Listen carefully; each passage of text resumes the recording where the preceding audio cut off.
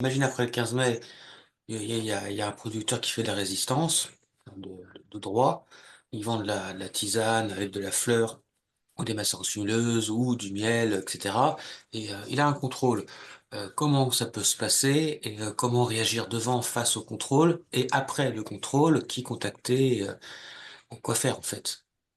Alors bon, je pense que sur les contrôles, il faut de toute façon appeler un avocat ou appeler France Cannabis directement, on vous fournira un avocat dans la spécialité en question, parce que bon là c'est plus, on n'est pas sur du pénal, vous n'allez pas aller en prison parce que vous avez vendu des huiles de CBD. Mais par contre, c'est la DGCCRF, souvent bien accompagnée des douanes et compagnie.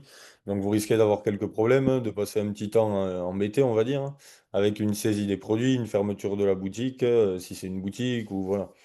Donc l'idée, c'est de se faire défendre de suite hein, pour faire respecter la procédure, déjà d'une part, que vous puissiez avoir voilà, vos droits qui soient défendus, et dans un autre sens, qu'ils ne puissent pas mettre une répression folle non plus, qu'ils ne puissent pas s'en servir d'exemple au-delà du droit.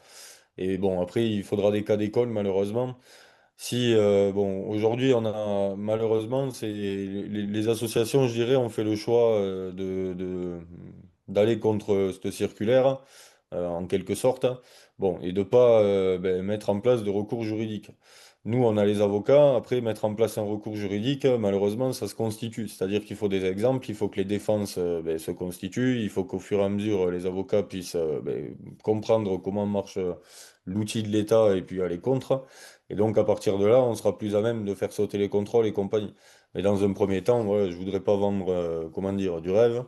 Ceux qui vont être contrôlés vont être embêtés, forcément.